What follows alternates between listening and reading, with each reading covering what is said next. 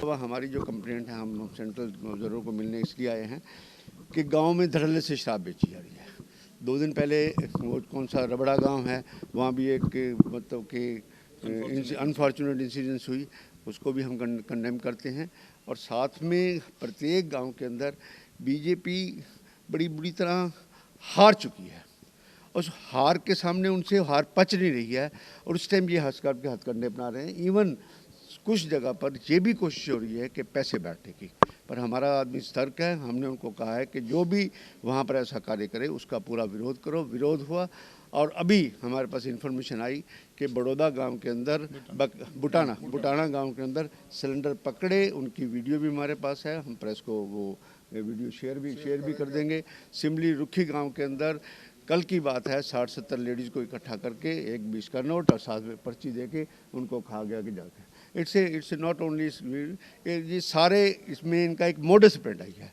इस modus operandi में जो भारतीय जनता पार्टी एक अपनी बात देती है कि निष्पक्ष चुनाव होगा, और इलेक्शन कमीशन मेरे को लगता है कि जो रिटर्निंग ऑफिसर भी है वो भी बड़ा ज़बरदस्त सरकार के दबाव के अंदर है और उसको ही दबाव बर्दाश्त, बिकॉज आज के दिन में वो एसडीएम नहीं है, he is a returning officer. Returning officer को उसको इलेक्शन कमीशन उसके सामने सभी पार्टियां बराबर हैं, सभी, कोई नाइंसाफ़ी किसी के साथ होती है और इस नाइंसाफ़ी को हम किसी हालत में बर्दाश्त नहीं करेंगे। तो सर, एक जगबीर मलिक का मुद्दा आया है, सरकारी नौकरी में होते हुए उन्होंने पार्टी ज्वाइन की है, क्या ये सही है या इसकी भी कंप्लेंट की गई है? जगबीर मलिक का वो जो मास्टर जी हैं, जो मास्टर जी, उनके पल्ले कुछ नहीं है, छोड़ो बात।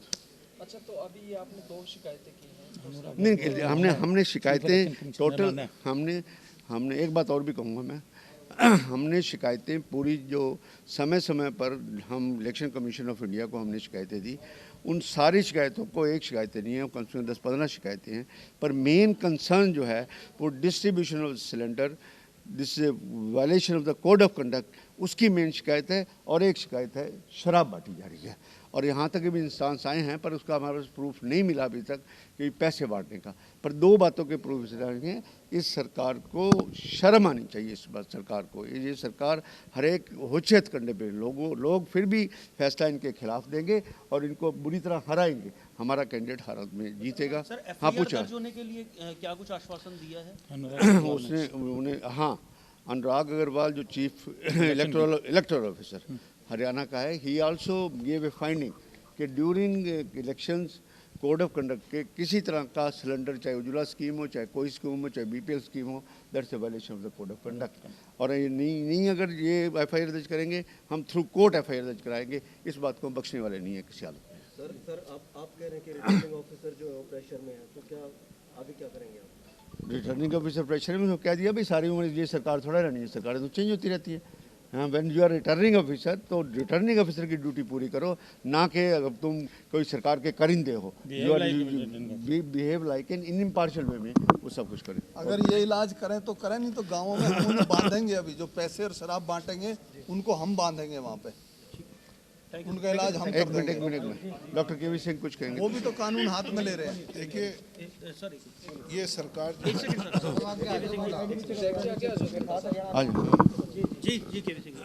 मेरे ख्याल में हमारा भी सब ने, किसी ने 5 चुनाव लड़े होंगे, किसी ने लड़ाने का काम किया होगा, और बहुत लंबे समय से मैं भी राजनीति में हूँ।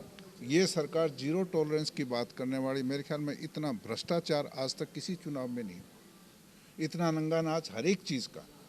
और क्योंकि ये इसका इस बात का सबूत है कि इनका उम्मीदवार चुनाव हार चुका है और बौखलाए हुए हैं, पर हमारा कार्यकर्ता इतना सतर्क है और इतना मजबूती के साथ बूथ पर खड़ा है, और अब दावे के साथ कहें ये जीत जो होगा कम से कम 25 और 30 हज़ार वोटों से कांग्रेस का उम्मीदवार जीत के जाएगा हर हालत में। और दूसरा, अगर जो आरओ है अगर ठीक नहीं चले, सरकार ने कुछ नहीं किया, तो हम इसके रास्ते के लीगल कार्रवाई की हम सोचेंगे, जो हमारे से बन पाएगी कोर्ट के मार्फत लीगल कार्रवाई भी करवाने का काम हम करेंगे। 2 मिनट सुंदर जी बोलेंगे। सुंदर जी पूछ लो। आप सब देख रहे हैं कि चुनाव से आज कल चुनाव और उसे 3 दिन पहले तक, मतलब 2 दिन पहले जा चुके और आज भी सवेरे से लगातार जो ये लोगों को प्रलोभन दे रहे हैं, ये उज्ज्वला स्कीम या चाहे बीपीएल स्कीम के द्वारा जो भी सिलेंडर देने थे, तो ये चुनाव से पहले भी दे सकते थे या चुनाव कल होने के 2 दिन बाद भी दे सकते थे, लेकिन ये चुनाव आचार संहिता का बिल्कुल सरेआम उल्लंघन हो रहा है, प्रलोभन प्रलोभन देके उल्लंघन कर रहे हैं। और लेकिन बड़ौदा विधानसभा हल्के के जो लोग हैं वो समझदार लोग हैं, वो ये चाहे कुछ भी प्रलोभन दे लें वो इस प्रलोभन में आने वाले नहीं हैं। और कम से कम भी 25 और 30 हज़ार वोटों से ये सीट कांग्रेस पार्टी का उम्मीदवार जीतेगा। लेकिन जहाँ तक ये बात करती थी बीजेपी गवर्नमेंट, आज ये खुद ही मतलब शराब भी बांट रहे हैं, आप देख रहे हो कि सरेआम शराब बट रही 3 दिन से, और पैसे बांट रहे हैं।